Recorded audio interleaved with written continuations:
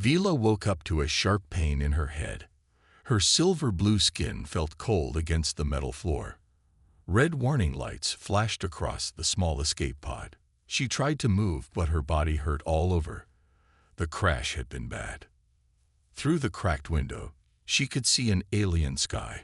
It was dark orange with two small moons visible even in daylight. This was not her home world. This was not anywhere a Lyrian like her should be. Memories came back slowly. She had been on the research ship Astral Seeker. They were studying space anomalies in this sector. Then the alarms. The captain shouting. Something had attacked them without warning. Get to the escape pods. Someone had yelled.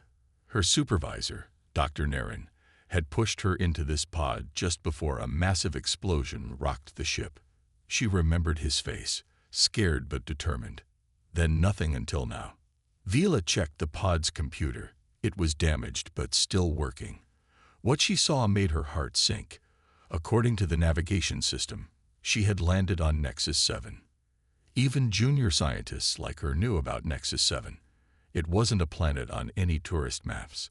It was where the galaxy's worst criminals were dumped and forgotten.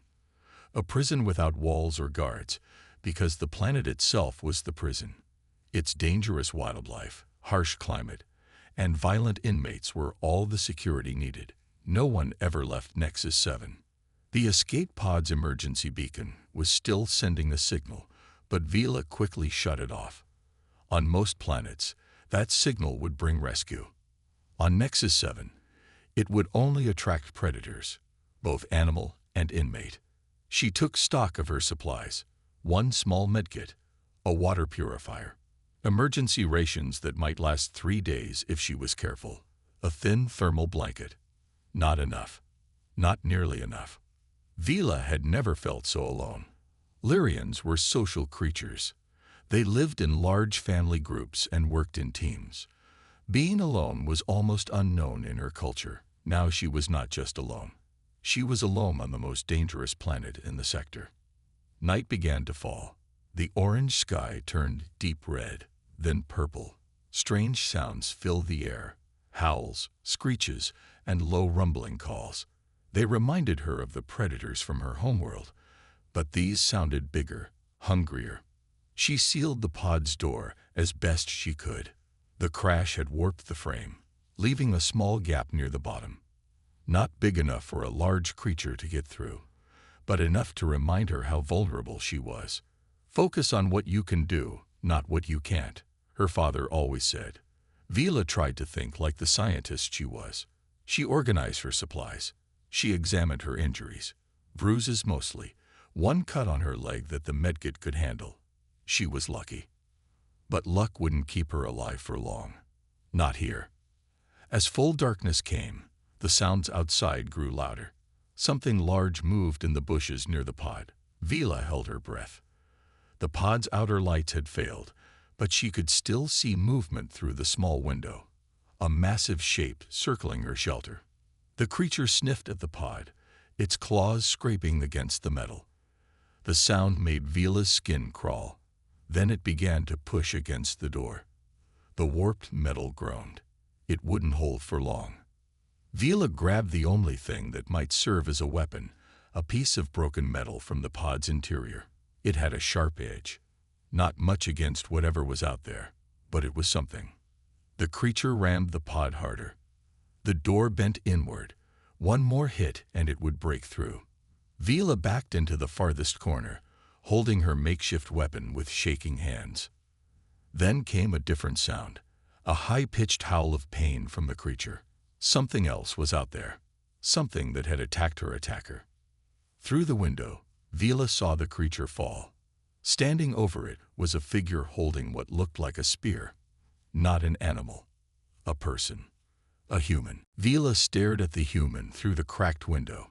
He was tall with sun-darkened skin and a beard that covered most of his face. His clothes were torn and patched many times. The spear in his hand dripped with the blood of the creature he had killed. Humans were rare in this part of the galaxy. Vila had never met one before. She had only heard stories. Some said humans were dangerous and unpredictable. Others said they were clever and kind. All agreed they were strange. The human poked the dead creature with his spear to make sure it was really dead. Then he looked directly at the escape pod. Vila ducked away from the window. Should she hide? Run? The pod door was damaged. She couldn't lock it anymore. A voice called out in broken Galactic Standard. Hello? Anyone alive in there? Vila didn't answer. Her heart beat fast in her chest. Not going to hurt you, the voice said. Saw your pod crash. Came to help. Help? On Nexus 7. That seemed unlikely. Everyone knew this was a planet of killers and monsters. The human appeared at the window again. This time he had put his spear down. He held up empty hands to show he wasn't armed. Night coming soon, he said. More beasts will come. Not safe here. He was right about that. Vila had heard the distant howls of other creatures. The smell of blood would attract them. She couldn't stay in the damaged pod. Slowly, she moved toward the door. She still held her piece of broken metal, though she knew it wouldn't do much good against the human if he wanted to hurt her. I'm coming out, she said in perfect Galactic Standard. Please step back. The human nodded and moved away from the door. Vila pushed the bent door open and stepped out onto the alien soil of Nexus 7 for the first time.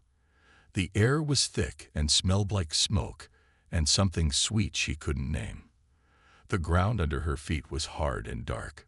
The human stood several steps away. He was even taller than she had thought, towering over her small Lyrian frame. But his eyes looked kind. Joe Morgan, he said, touching his chest. That's my name. Vila, she replied. My name is Vila. Joe pointed to the dead creature on the ground. It was massive, with 6 legs and thick black fur. Nextbor, he explained. Nasty things. Hunt at dusk. More coming soon. Need to go. Go where? Vila asked. This is Nexus 7. There's nowhere safe here. Joe smiled slightly. Made a place. Safe enough. Food. Water. He pointed to her pod. Anything you need from there. Take it now. Won't be here tomorrow. Vila quickly gathered her meager supplies. The medkit, water purifier, and emergency rations. She took the thermal blanket too. Everything fit into a small bag she found under one of the pod's seats. Joe picked up his spear and pointed to a path leading into a dense forest. This way. Stay close.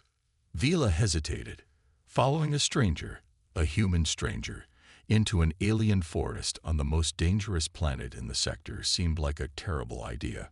But staying with the broken pod seemed worse. Why are you helping me?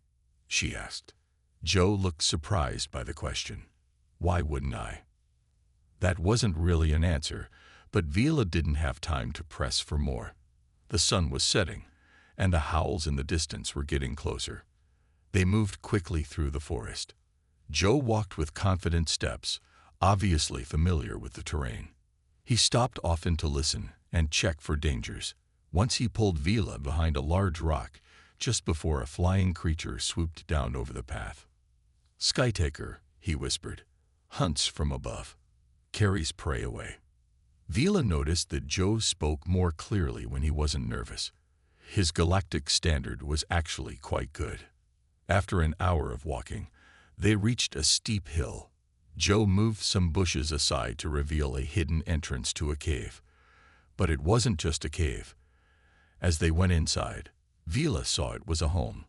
The entrance was narrow and easy to defend. Inside, the cave opened up into several chambers. Joe had built furniture from wood and parts, salvaged from what looked like crashed ships. There was a fire pit with a clever chimney system that drew the smoke out through a crack in the ceiling. Storage containers held what must be food and water. Home, Joe said simply. Safe here. Vila could hardly believe what she was seeing. Someone had not just survived on Nexus 7. They had built a life. Joe handed Vila a cup of water. It was clean and cool. She drank it slowly, watching him as he moved around the cave, checking supplies and adding wood to the small fire. Thank you, she said, for saving me, for bringing me here. Joe nodded. He sat down across from her on a chair made from twisted metal and wood. "Been here 3 years," he said. "Learn a few things." 3 years. Vila could hardly believe it. Most prisoners on Nexus 7 didn't last 3 months. "Why are you here?" she asked. "Are you a criminal?" Joe's face darkened. "Not a criminal. Was a miner. Deep space. Something broke on my equipment. Killed 4 people. He stared into the fire. "They said I did it on purpose. Said I sabotaged the equipment." "Did you?" Vila asked. "No." His voice was firm. "Never would. Like those people. Friends." "Then why are you here?" "Company needed someone to blame. Easier than paying families for accident." Joe shrugged. "Judge gave me choice. Death penalty or Nexus 7. Some choice," Vila said. "Thought I'd die anyway, but decided to live." He looked around his cave home. "So I did." Vila was amazed. She had heard that humans were stubborn, but this was something else. Joe had not just survived. He had built a life here. "How?" she asked. "How did you survive when others don't?" Joe got up and showed her around his home. The cave system had 3 chambers. The main one where they sat, a smaller one where he slept, and a third one where he stored food and supplies. "Found water first," he explained, pointing to a small stream that ran through the back of the cave. "Built defenses, just one way in, easy to guard." He showed her traps and alarms made from simple materials that would warn him if anything approached. "Food was hard," he admitted. "Tried eating local plants. Got very sick. Now I know which ones are safe." He opened a container filled with dried fruits and what looked like jerky. "Some animals are good to eat. Others will poison you." Vila noticed a small area near the cave entrance where Joe had planted seeds in containers made from hollowed logs. "Actual farming on Nexus 7. Most important thing," Joe said, tapping his head, "is up here. Never give up. Always think. Always plan." He showed her weapons he had made. Spears, knives, even a bow and arrows. All crafted from materials he found on the planet. "Why did you save me?" Vila asked again. "You could have let that creature kill me. One less problem for you." Joe looked confused by the question. "That's not what humans do," he said simply. "Not who I am." He sat back down and studied her. "Why are you here?" "You're not a prisoner." Vila explained about the research ship, the attack, and how her supervisor had pushed her into the escape pod just before the ship exploded. "Do you think others survived?" she asked. Joe's face was kind but honest. "Maybe. But this planet is big. Very dangerous." Vila felt tears form in her eyes. She had been trying to stay strong, to think like a scientist. But the truth was, she was scared and lost on a planet where everything wanted to kill her. Joe surprised her by gently placing his hand on her shoulder. It was a gesture of comfort she wouldn't have expected from someone who had been alone for so long. "We'll find a way," he said. "Together." "Why would you help me?" Vila asked. "I can't offer much in return." Joe thought for a moment. "What did you do?" "On your ship." "I'm a scientist," she replied. "I study biology. Plants, animals, how they work together." For the first time, Joe smiled fully. "Perfect. I need that. Need someone who understands living things." He gestured to his small farm. "Could grow more food with your help. Could make better medicines." Vila realized he was right. They could help each other. His practical skills and her scientific knowledge might be a powerful combination. "Partners?" Joe asked, holding out his hand in what Vila recognized as a human gesture of agreement. She reached out and took his hand. Partners. 2 weeks passed quickly. Vila and Joe fell into a routine that felt almost normal, despite the dangers of Nexus 7 all around them. Each morning, they checked Joe's traps and alarms around the cave entrance. Then they tended to the small garden where plants from both crashed ships and native species grew under Vila's careful watch. "This one," Vila said, pointing to a plant with purple leaves, "has healing properties. It can help fight infection. Joe looked impressed. Been walking past these for years. Never knew. And this one, she continued, touching a small fern-like plant, can help with pain. But this similar one next to it is poison. You have to know the difference. Joe nodded. Knowledge is power. They spent their afternoons exploring the area near the cave. Joe taught Vila how to move silently through the forest, how to tell which direction was safe by watching the behavior of small animals, how to hide her scent from predators by rubbing certain leaves on her skin. Walk like this, Joe showed her, placing his feet carefully to avoid making noise. Always look for solid ground. Avoid breaking sticks. Vila tried to copy him but stepped on a dry branch that snapped loudly. Again, Joe said patiently. Takes practice. By the third week, Vila could move almost as quietly as Joe. She was also learning to defend herself. Joe taught her how to hold a spear, where to strike a next boar if attacked, and how to use the terrain to her advantage. You're smaller than most threats, Joe explained. But you're smarter. Use that. In return, Vila improved their living conditions. She figured out how to filter the cave water more effectively. She created medicines from local plants. She even found a way to preserve their food longer. Look at this, she said one evening, showing Joe a paste she had made from berries and leaves. It prevents meat from spoiling as quickly. We can store more for winter now. Joe nodded his approval. Didn't think I'd live to see winter again. Why not? Vila asked. Gets harder each year, Joe admitted. More dangerous. More prisoners dropped here. Resources get scarce. This was news to Vila. There are other prisoners nearby. Joe's face grew serious. Yes, not friendly ones. Group of Kreks about 2 days' walk from here. Reptile people. Hunters. Collect trophies. Trophies. Vila didn't like the sound of that. Body parts, Joe said grimly. From those they kill. Vila shuddered. Have they tried to attack you? Once, Joe said. First year here. They didn't know I had traps. 2 didn't come back. Rest left me alone since then. That night, as they ate dinner, an alarm sounded. A series of small bells Joe had placed in the trees near their cave. Someone or something was coming. Joe quickly put out their fire. He handed Vila a spear and pointed to a hiding spot they had prepared for just this situation. Then he took his own position near the cave entrance, hidden but with a clear view of anyone approaching. Vila's heart raced as she waited in the darkness. Through a small opening, she could see shapes moving in the forest, large reptilian figures with scaled skin that reflected the moonlight. Kreks hunters. I smell something. One of them hissed in a language Vila barely understood. Something new. The human still lives here, another replied. But there's a new scent. A third Kreks moved forward, this one larger than the others. We need new trophies. The human has survived too long. It's time we took his head. Joe remained perfectly still, his spear ready. Vila could see 5 Kreks warriors approaching the cave entrance. Too many to fight directly. But Joe wasn't planning to fight. He reached slowly for a vine near his position and pulled it gently.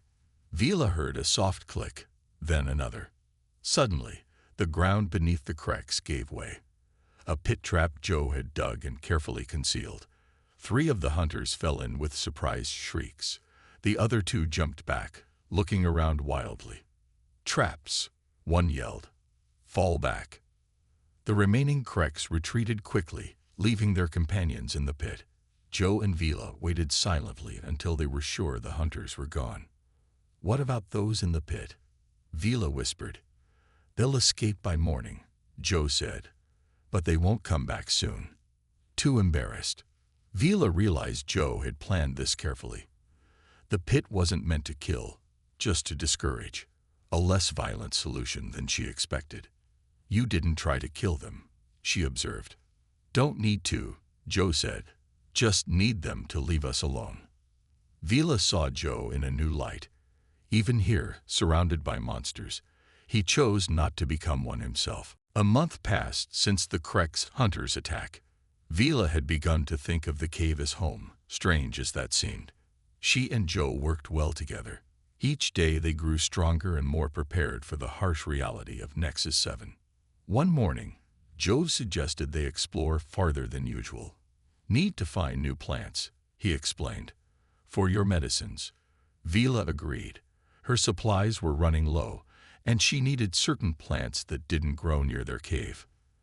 They packed water and food for the day and set out at dawn. Joe led them south into an area he had rarely explored. The terrain changed gradually. The dense forest gave way to rocky ground with deep cracks and strange rock formations. Be careful, Joe warned. Ground not always solid here. They moved slowly, testing each step. The air felt different too, warmer with a faint smell of sulfur. In the distance, Vila could see steam rising from the ground. What is this place? She asked. Boundary lands, Joe said. Between forest and the hot springs. Not many creatures here. Too exposed. That was good news. Being in the open made Vila nervous, but if there were fewer predators, it was worth it. Around midday, they reached a large clearing where the ground dropped away suddenly. Looking down, they saw a deep canyon with a narrow river at the bottom. Rest here, Joe said. Eat, then we go down to the river. They sat on a flat rock and shared dried meat and berries.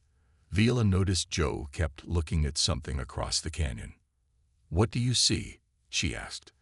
Joe pointed to the far side. See that dark spot? In the cliff face. Vila squinted. There did seem to be an opening in the rock wall on the other side. Might be a cave, Joe said. Good to know about other shelters. After eating, they carefully made their way down a steep path to the river. The water was clear and cool, despite the warm air around them. Vila found several useful plants growing along the banks, ones she hadn't seen before. These will help with fever, she said, carefully harvesting leaves from a low bush. And these can stop bleeding. Joe nodded approvingly. He filled their water containers while Vila gathered plants. Then something caught his eye. He bent down and picked up a piece of metal from the river. Look at this, he said, showing it to Vila. It wasn't crude like the salvaged parts from crashed ships. This was finely made, with strange symbols etched into its surface. It seemed very old. Not from any prison ship, Joe said. Different. Vila examined it closely. These markings, I've seen something like them before. In my studies. She looked up at Joe with excitement. I think this might be predecessor technology. Predecessor? Joe asked. An ancient race, Vila explained. They lived in this galaxy long before any of our species reached the stars. They left artifacts and technology all over, but no one knows what happened to them. Joe looked at the metal piece with new interest. Where did it come from? They both looked upriver, toward a narrow side canyon they hadn't noticed before. Without speaking, they decided to investigate. The side canyon was rocky and hard to navigate, but they pressed on. The walls grew narrower, then suddenly opened into a small hidden valley. In the center stood a structure unlike anything Vila had seen on Nexus 7 so far. It was clearly artificial, a dome half buried in the earth, made of the same metal as the piece they had found. Parts of it had collapsed, but most remained intact. What is it? Joe asked softly. I think it's a predecessor facility, Vila whispered, almost afraid to believe it. Something they built thousands of years ago. Joe approached it cautiously. Safe to go inside. I don't know, Vila admitted, but if it's what I think it is, it might contain technology beyond anything we have. Maybe even. She hesitated, afraid to voice her hope. Maybe what? Joe asked. Maybe a way to communicate with ships in orbit, Vila said. A way off this planet. Joe stared at the structure for a long moment. He had been on Nexus 7 for 3 years, had accepted it as his fate. Now, unexpectedly, there was a glimmer of hope. Let's find out, he said simply. They approached the dome together, stepping carefully over fallen debris. At what appeared to be the entrance, they found a sealed door. No obvious way to open it. Now what? Joe asked. Vila examined the door closely. There were more symbols, similar to those on the metal piece, and in the center, a small indentation. I think, she said slowly, this might be a keyhole. She held up the metal piece they had found in the river. It was roughly the same shape as the indentation. Should we try it? Joe asked. Vila nodded. Her hand trembled slightly as she fitted the metal piece into the door. It slid in perfectly. For a moment, nothing happened. Then the ground beneath them began to rumble. The rumbling stopped as suddenly as it had started. The door slid open silently, revealing darkness inside the dome structure. Stale air rushed out, carrying the scent of dust and metal. Should we go in? Vila asked, peering into the blackness. Joe pulled a small light from his pack. He had made it from parts of her escape pod. A clever device that stored energy from the sun. I'll go first, he said. Stay close. The beam of light cut through the darkness as they stepped inside. The air was cool and dry. Their footsteps echoed on the metal floor. As they moved deeper, dim lights began to glow along the walls and ceiling.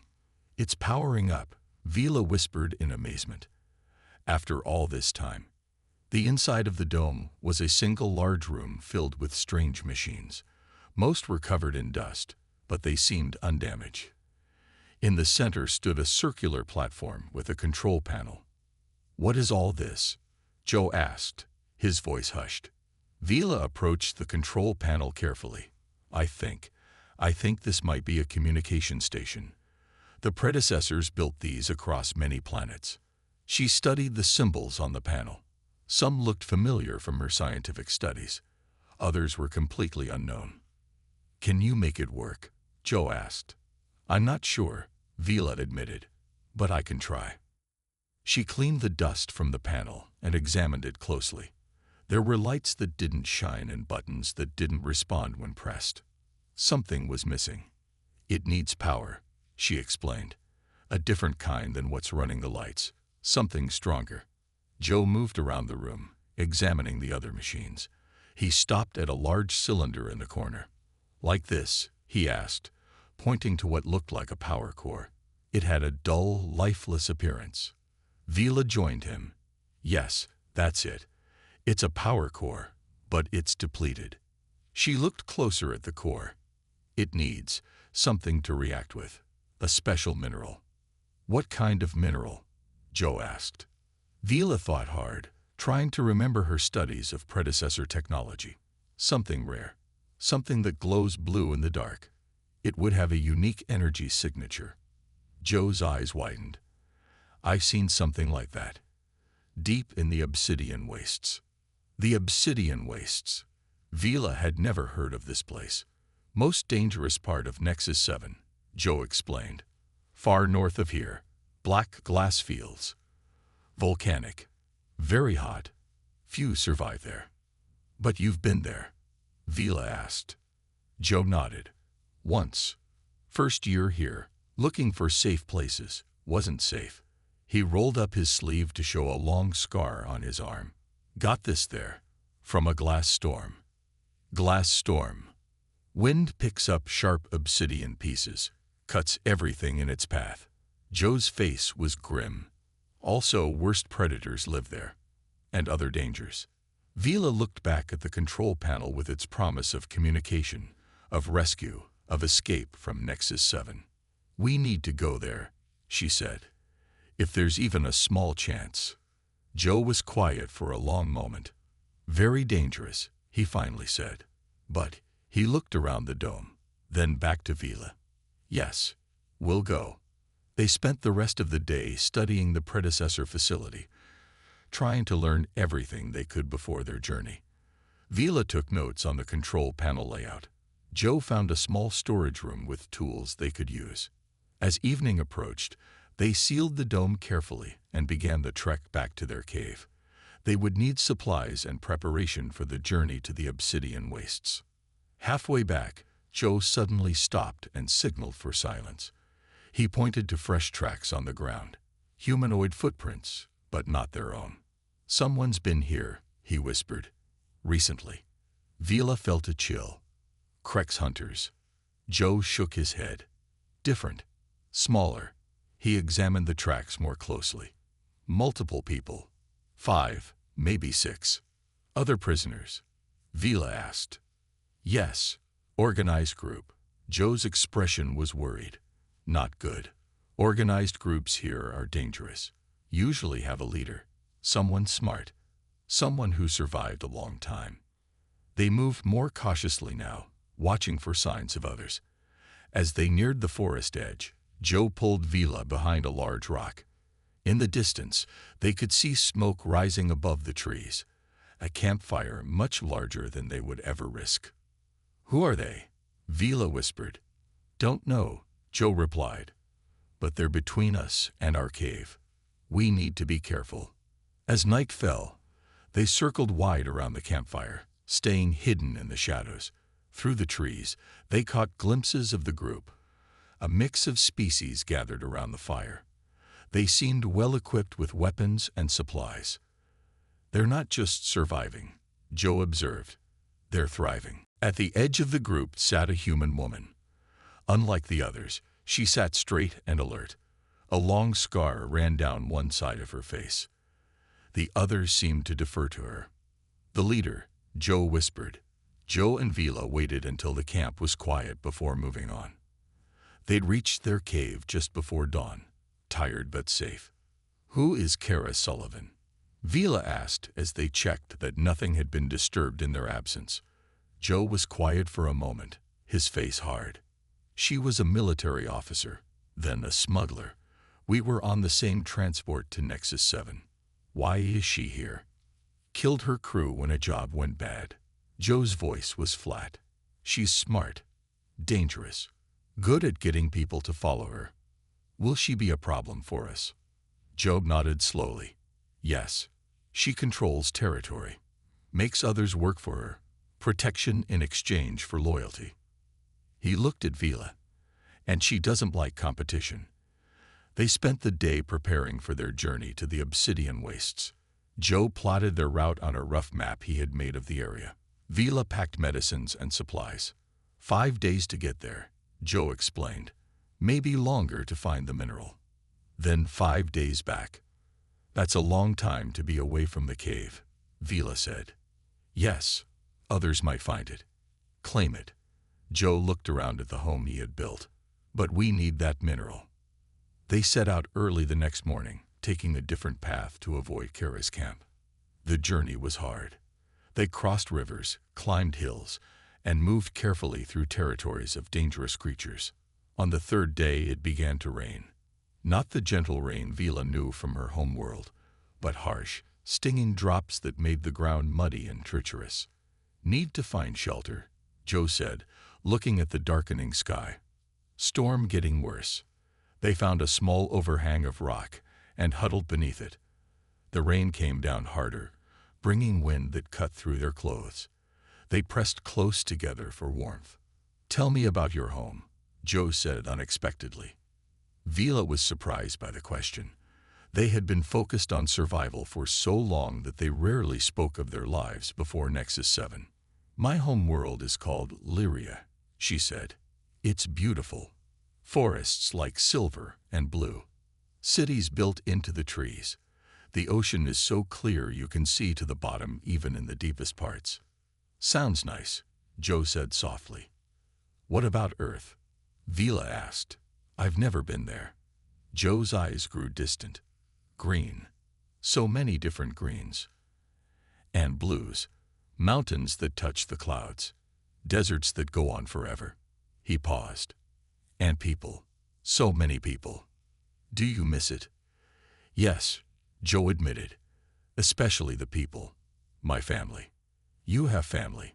Vila had never thought to ask before. Joe reached into his pocket and pulled out a small, worn piece of metal.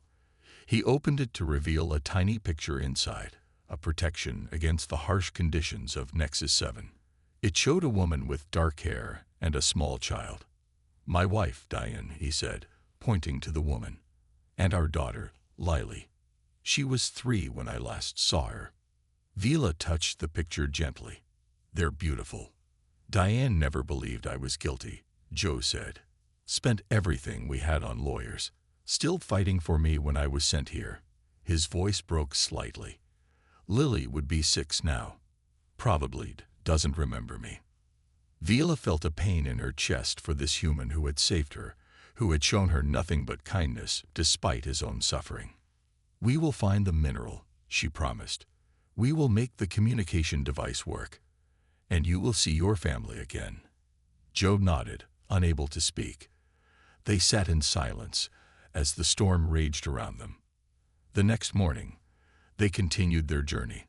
The terrain began to change. Trees became scarce. The ground turned black and glassy. Sharp rocks cut their boots. The air grew hot and smelled of sulfur. "The edge of the obsidian wastes," Joe said. In the distance, Vila could see black fields that glittered in the sunlight. Beyond them, mountains that seemed to be made of glass with smoke rising from their peaks. A sound from behind made them turn. 3 figures stood on the path they had just traveled. Vila recognized one immediately, Kara Sullivan. The scar on her face looked even more fearsome in the daylight. The other 2 were large aliens with weapons ready. "Hello, Joe," Kara called. "Been a long time." Joe pushed Vila slightly behind him. "Kara, what do you want?"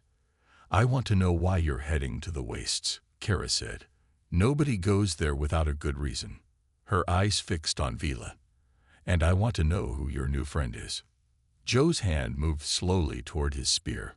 "We're just passing through. No trouble." Kara laughed. "Oh, Joe, always the lone wolf." She stepped closer. "But things have changed. This is my territory now. And everyone who passes through pays a toll." "We have nothing to give," Joe said. "I disagree," Kara said, her eyes still on Vila. "I think you have something very interesting." Something about the way he said it made Vila look at him closely. "You know her," she realized. Joe nodded slowly, his face troubled. "Her name is Kara Sullivan. And yes, I know her." Kara and her 2 guards moved closer. Joe gripped his spear tightly. "Your friend isn't human," Kara said. "She's Lyrian. Scientists, healers. Very valuable." She smiled at Vila. "Come with me. I'll give you better protection than Joe can." "I stay with Joe," Vila said firmly. Kara's smile faded. "This isn't a request. In my territory, I make the rules." Joe stepped forward. "We don't want trouble, Kara. Let us pass." Kara signaled to her guards. They raised their weapons, crude but deadly-looking guns cobbled together from crashed ship parts. "Last chance," Kara said. In one swift motion, Joe threw something on the ground. A blinding flash filled the air. A light bomb Vila had made from plants and minerals. Without hesitation, Joe grabbed Vila's hand, and they ran toward the obsidian wastes. Shouts and curses followed them. A shot rang out, the energy blast hitting a rock near them. They kept running until they reached the black glass fields. "They won't follow us here," Joe gasped. Too dangerous even for Kara. They moved carefully across the sharp obsidian ground. The heat was intense. Overhead, dark clouds gathered. Not rain clouds, but something worse. "Glass storm coming," Joe warned. "Need shelter fast." They found a cave formed by 2 massive obsidian slabs leaning against each other. Inside, they caught their breath and watched as the storm began. The wind howled, carrying razor-sharp glass particles. Anything caught outside would be cut to ribbons. The storm raged for hours while they waited in the cave. "Kara won't give up," Joe said quietly. "She'll wait for us to return." "Then we need to find another way back," Vila replied. When the storm finally passed, they continued their search. The landscape was alien and hostile. Black glass mountains, pools of bubbling mud, steam vents that could scald skin instantly. After 2 days of careful searching, they found what they were looking for, a deposit of blue crystals growing in a sheltered valley. The crystals glowed softly in the shadows. "This is it," Vila said excitedly. "The energy signature matches what the predecessor power core needs." They gathered as many crystals as they could carry. Now they faced the journey back. And Kara. "We can't go back the way we came," Joe said. "She'll be waiting." Vila studied the rough map Joe had made. "Is there another route? Maybe around these mountains?" Joe considered it. Longer, more dangerous creatures, but yes, possible. The new route took them through territory Joe had never explored. Strange plants grew here, and the animal sounds were different. They moved carefully, always watching for danger. On their 6th day of travel, they spotted the dome of the predecessor facility in the distance. They had made it back, but so had Kara. Her group had set up camp near the dome. They had discovered it while Joe and Vila were gone. "Now we know what you were looking for," Kara called out when she spotted them. "Old tech. Maybe a way off this rock." Her guards surrounded Joe and Vila. This time, there was no escape. "The crystals," Kara demanded. "Hand them over." Joe looked at Vila. They had come so far. He couldn't let it end here. In a swift movement, he rushed one of the guards, creating a gap. "Run," he shouted to Vila. "Get to the facility." Vila hesitated, then ran toward the dome. A guard fired, hitting Joe in the shoulder. He fell but continued to fight. Vila reached the dome door and used the metal key to open it. Inside, she ran to the power core and inserted the blue crystals. The machines hummed to life, lights blinking on control panels. Outside, Joe broke free and staggered toward the dome. Kara and her guards followed. The ground suddenly began to shake, but not like before. This was stronger. The whole valley trembled. The dome's systems were fully activating. A voice spoke in an ancient language, then switched to Galactic Standard. "Defense systems online. Hostiles detected." A force field appeared around the dome, pushing Kara and her guards back. Joe barely made it inside before the field sealed completely. "What's happening?" he asked, clutching his wounded shoulder. Vila worked the control panel, which now glowed with energy. "The facility is more than a communication station. It's a ship." The rumbling increased. The ground around the dome began to fall away as hidden engines powered up. The predecessor facility was rising from the planet where it had been buried for thousands of years. Through a newly revealed window, they watched as Nexus 7 fell away beneath them. The ship climbed higher, breaking through clouds, then atmosphere, until stars surrounded them. The computer spoke again. "Course set for nearest civilized system. Medical systems online for injured passengers." A healing pod opened in the wall. Joe looked at it, then at Vila. His eyes filled with tears. "We did it," he whispered. "We're free." Vila helped him to the medical pod. "Yes, and now, we'll get you home. To Diane and Lily." As the ancient ship carried them away from Nexus 7, Joe reached out and squeezed Vila's hand. "Thank you," he said, "for giving me hope again." Vila smiled. "No, thank you for saving me when you could have left me to die. Humans truly are remarkable creatures." The stars streaked past as the ship accelerated. Ahead lay freedom, justice for Joe, and a new understanding between their species. The human had secured the alien girl's life among monsters. Now they would face the future together.